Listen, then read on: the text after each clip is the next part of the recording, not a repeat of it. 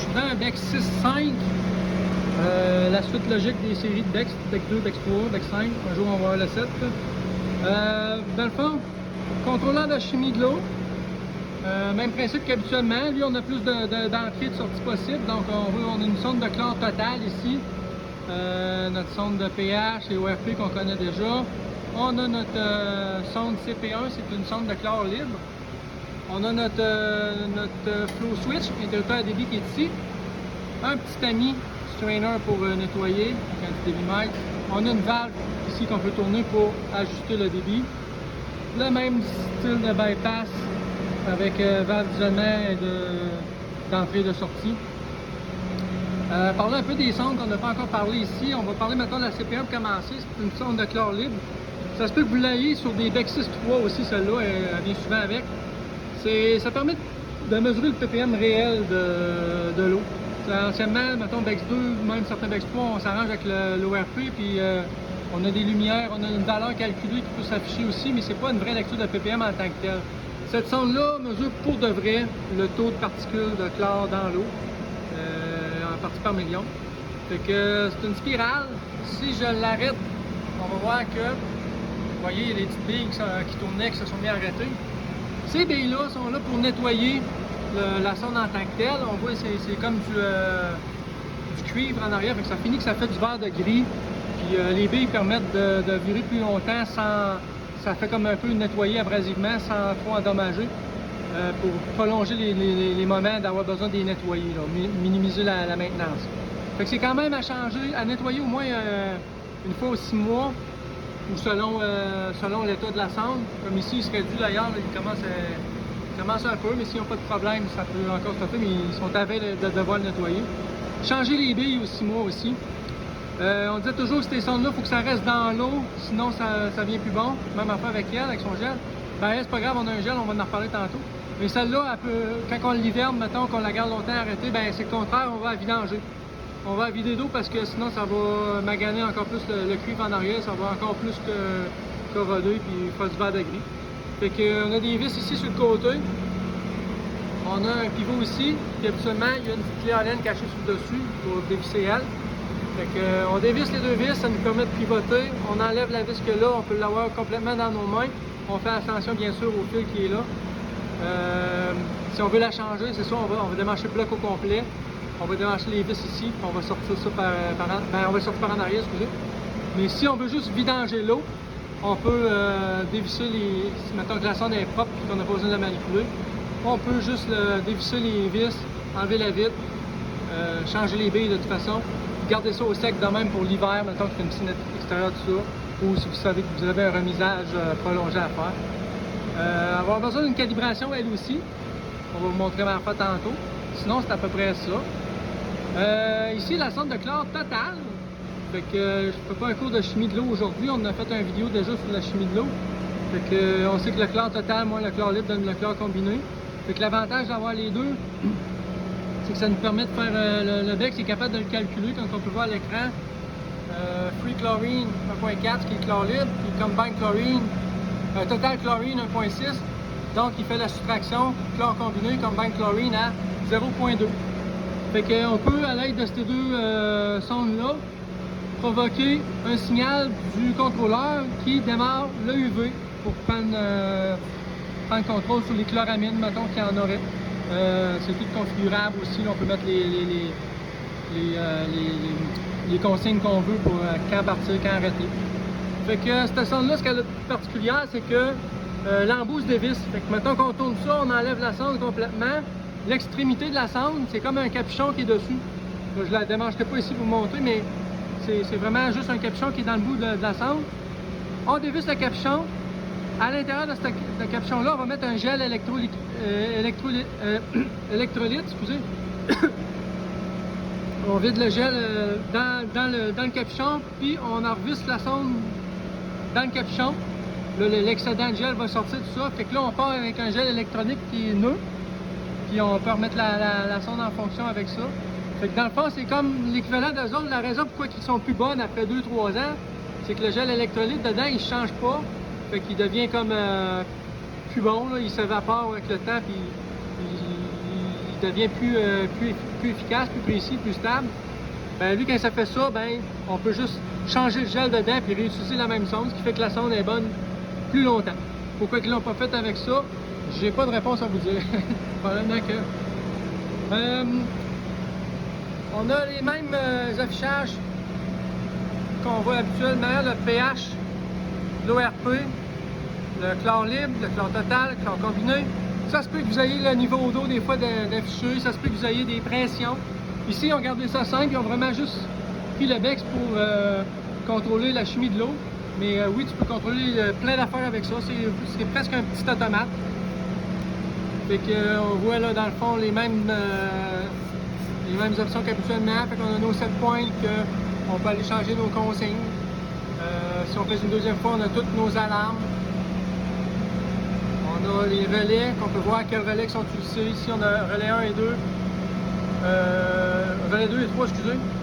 Le 2 pour le chlore, puis le 3 pour le pH. Le 1 et 2 ici, c'est le piton push space pour sélectionner. Ça fait un peu mêlant, là, mais c'est vraiment le relais 2 et 3. On voit qu'ils sont en automatique, puis présentement, ils sont à off. Présentement, je suis en alarme. Pourquoi? On va regarder ça. Ah! Flow Restored. Tantôt, j'ai fermé une sonde pour une valve pour vous montrer, pour faire bouger la sonde de débit, là, comme ça. Fait qu'on a la preuve que ça marche. Là, je viens de la faire, il est reparti pour 5 minutes. Fait qu'au bout de 5 minutes, l'alarme va être partie. Si on a fait volontairement comme que je viens de faire, provoquer le manque de débit, puis qu'on veut comme oublier tout ça, ben on peut venir sur Reset ici. On va faire Abort 2.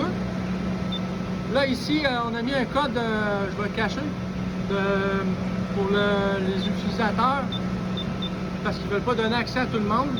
Fait que c'est à cause de ça. Sinon, vous n'aurez pas ça à faire. Vous allez avoir tout de suite cette page-là. On va faire Abort encore une fois. Reset, ben c'est si j'aurais une alarme resetable, mais là, c'est pas le cas. Donc, j'ai fait mon Abort. Le délai n'est plus là. On n'est plus en alarme. Donc, c'est une façon rapide de pouvoir outrepasser cette alarme-là. Vous voyez, il s'est mis à redoser, là, il est en mode pause. Fait que je leur fais un petit tour rapide, même si on l'a expliqué dans le BEX 2 et 3. Lumière fixe, ça veut dire qu'il dose vraiment. Lumière qui clignote, ça veut dire qu'elle est en mode pause, comme là. Ça va l'écrire à l'écran en plus, pause. Dans ce cas-ci, le chlore, ben, il ne feed pas présentement parce que sa consigne est atteinte, il n'y a pas besoin. Fait que c'est tous les mêmes patterns affichés un petit peu différemment avec des boutons de plus parce qu'il y a beaucoup plus d'options. Calibrer, encore une fois, je peux calibrer ma sonde de pH, la sonde de chlore libre et la sonde de chlore total. Fait que mettons, je prendrais chlore libre pour le fun, donc je vais aller choisir 2. Là, encore une fois, il faut que je fasse mon mot de passe. Donc, il lisait 1.4. C'est quoi que moi, mon test me dit? Si mon test dirait 2, ben je vais mettre 0, 2, 0, Enter. Et je suis rendu avec 2. Fait que comme pour le pH, comme que toutes les sondes qu'on calibre. Fait que je vais la remettre à 1.4 parce que là j'ai fait pour l'exemple. Donc, calibre 2. Je vais remettre ça à 1.4. Donc, 0, 1, 4, Enter. Je suis revenu à 1.4. Quand on pèse sur Previous de même, on revient plusieurs fois, on revient à la page principale, peu importe où on est dans le menu. Je vais vous montrer vite le menu, mais je n'irai pas bien loin là-dedans. Encore une fois, le petit mot de passe, désolé. Donc, on voit, on a les inputs et les entrées, les contrôles de sortie, contrôle d'option. Rendu les autres de calculation, système config, là, vous n'aurez pas besoin d'aller là vraiment. Input, qu'est-ce que ça mange en hiver? On voit, mettons, le menu pour le pH, le menu pour l'ORP, le menu pour le chlore, flow rate, tout ça. C'est déjà configuré quand on vous le livre. C'est déjà, c'est nous qui le programmons pour vous. Mais juste pour la curiosité, mettons, je vais voir pH setup. Ben, on voit un paquet d'options qu'il y a dedans, comme decimal place. On peut tasser le décimal, au lieu de dire 7.5, je veux dire 7.50, high alarm, low alarm. On peut les avoir en pesant 2 fois sur 7 points, les alarmes, mais ils sont encore ici aussi. Alarme hystérisée, c'est à partir de quel point à partir de la lampe qu'on veut qu'il revienne correct. Calibrer, on pouvait le faire par ici aussi. Remettre tout puis, en valeur par défaut d'usine. Mettre disponible ou non l'entrée. Fait que je les ferai pas toutes. Là. On a même fait pour RP. Clair Input Setup. Clair Input Setup, c'est quand on a une sonde de clair libre comme ça. Fait que là, je dis, je vais prendre la sonde de clair libre. Je vais aller dedans, on va peser sur 1. Puis je peux décider Input Source 1. Je veux-tu qu'elle soit calculée, je veux-tu que ça soit la sonde qui le lise ou je veux qu'elle soit désactivée. Parce que si on prend le ORP, ben on va désactiver la sonde de clair libre parce qu'on n'a plus besoin. Là, je la changerai pas, puis il y a moyen de faire ça. Sinon, Decimal Place, c'est la même affaire. Les autres, c'est toutes les mêmes affaires. On a le 0 point calibrate aussi. On a une calibration puis 0 point. Des fois, là, on a de la misère. C'est comme si on peut calibrer entre mon pouce et l'autre doigt, là, par rapport à l'écran. Puis des fois, on est comme ici. On voudrait aller ici. On ne se rend pas. Donc le 0 calibrate, c'est comme ramener le range, ramener tout le champ qu'on peut utiliser vers ce qu'on veut utiliser dans notre marge de manœuvre. Fait que c'est bien rare que vous allez avoir à le faire. Là. Bien souvent, c'est moi qui le fais quand on démarre, mais c'est vraiment en cas là, que toutes les calibrations ne donnent vraiment rien qu'on va le faire. Puis quand on fait ça, ben, on va mettre un jumper à l'intérieur, à la place du fil. On suit le fil des yeux de la sonde là, à l'intérieur dans le boîtier, où ce fil-là est branché. On enlève le fil, on met un jumper, on branche ça là, puis on fait notre 0 calibration, et ça va fonctionner. Sinon, ben, si on a une sonde qu'on sait qu'elle est dans de l'eau qui a 0,0 de clair, ça peut marcher aussi, mais c'est rare dans la piscine que tu as 0,0 de clair, tu as toujours un résiduel. Fait que, quand on parle trop longtemps comme que je fais, ben, l'écran rechange et revient normalement. Fait que je n'irai pas plus loin que ça, c'est vraiment calibrer, comment calibrer. Les 7 pointes qui étaient là, les relais, ben c'est sûr, on peut voir quel relais qui est affecté à quoi. Oui, on peut les mettre en mode manuel. J'ai juste appuyé exemple, relais 1. J'ai toujours un code à faire. Et je peux aller le mettre manuellement. Si je le mets manuellement, il me demande combien de temps, entre 1 et 30 minutes. Quand son temps il est passé, il va retomber à l'état qui était avant.